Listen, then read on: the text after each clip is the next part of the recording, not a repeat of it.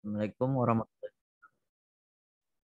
Oke, teman-teman, selamat pagi. Hari ini hari Rabu 22 September 2021. Melanjutkan materi pembelajaran kita yaitu mata pelajaran administrasi transaksi.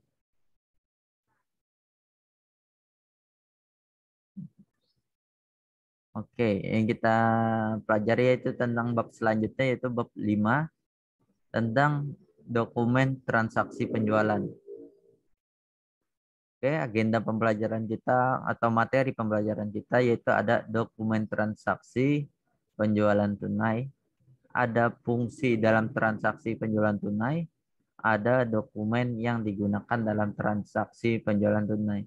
Itu materi kita ya, yang A, yang nomor 1. Oke, yang selanjutnya ada materi kita yang kedua yaitu tentang dokumen transaksi penjualan kredit. Kalau yang nomor 1 tentang penjualan tunai atau cash atau langsung, itu ada yang keduanya ada dokumen transaksi penjualan kredit. Oke. Itu tentang kurang lebih sama fungsi dalam transaksi penjualan kredit dan B-nya dokumen yang digunakan dalam mencatat dalam transaksi penjualan kredit.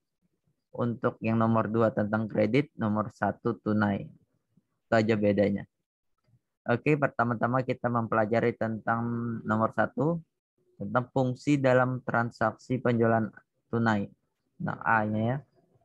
Ada sini ada fungsi penjualan, fungsi cash, fungsi gudang, fungsi pengiriman, dan fungsi akuntansi.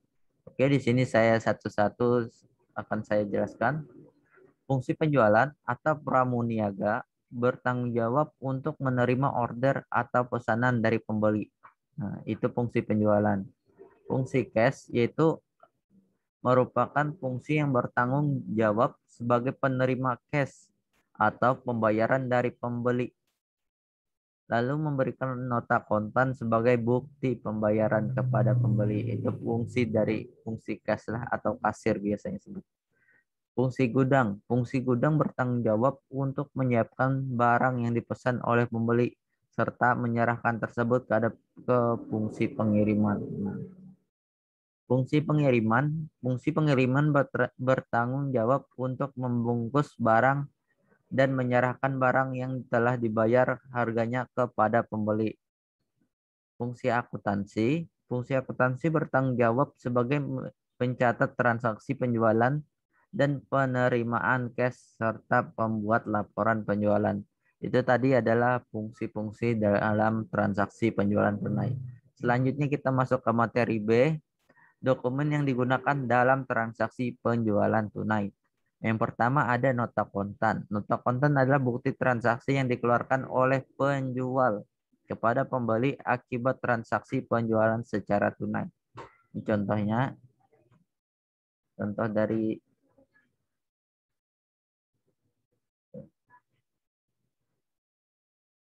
Oke, ini contohnya dari nota kontan. Adapun di sisi dari nota kontan biasanya ada nama dan alamat penjual, nama dan alamat pembeli, nomor nota, tanggal pemesanan barang, tanggal pengiriman barang, dan rincian barang. Nah, ini ya, ada nama penjual, ada pembeli, dijual. Nah, itu nota kontan.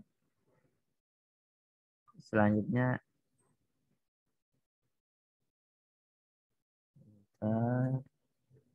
eh, selanjutnya ada pita register cash atau cash register tab.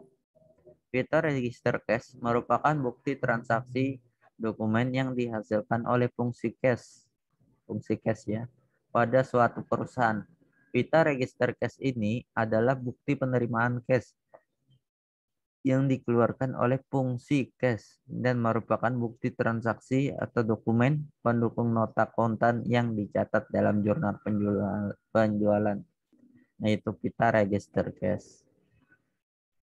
Selanjutnya bukti cash masuk. Bukti cash masuk merupakan dokumen internal suatu perusahaan yang digunakan untuk mencatat transaksi atas cash yang diterima baik itu melalui penjualan tunai maupun penerimaan pelunasan piutang dari pelanggan. Nah, itu bukti cash masuk ya.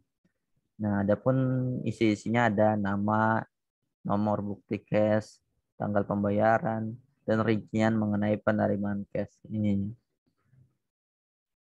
Oke, kita masuk ke materi yang kedua, yang kredit ya. Ini fungsi dalam transaksi penjualan kredit. Nah, adapun fungsinya kurang lebih sama, tapi ada yang berbeda sini. Fungsi penjualan.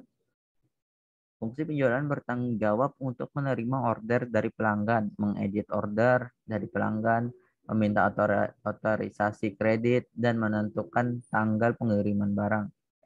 Fungsi kredit. Fungsi kredit bertanggung jawab untuk meneliti status kredit pelanggan dan memberikan otorisasi pemberian kredit kepada pelanggan. Fungsi gudang. Fungsi gudang bertanggung jawab menyimpan dan menyiapkan barang yang dipesan oleh pelanggan serta menyerahkan barang tersebut ke fungsi pengiriman. Nah, kurang lebih sama yang tadi ya. Fungsi pengiriman. Fungsi pengiriman bertanggung jawab untuk menyerahkan barang atas dasar surat order pengiriman yang diterima dari fungsi gudang. Fungsi penagihan. Fungsi penagihan bertanggung jawab membuat dan mengirimkan faktur penjualan kepada pelanggan. Fungsi akuntansi. Fungsi akuntansi bertanggung jawab untuk mencatat piutang dari transaksi penjualan kredit, membuat serta mengirimkan pernyataan piutang kepada debitur, dan membuat laporan penjualan serta mencatat harga pokok persediaan yang terjual ke dalam kartu persediaan. Selanjutnya kita masuk ke materi B-nya, subtema B-nya, dokumen yang digunakan dalam mencatat dalam transaksi penjualan kreditnya. Ini dokumen-dokumen. Yang pertama ada surat order pengiriman. Surat order pengiriman merupakan dokumen pokok yang digunakan untuk memproses penjualan kredit kepada pelanggan. Nah, selanjutnya ada laporan pengiriman barang.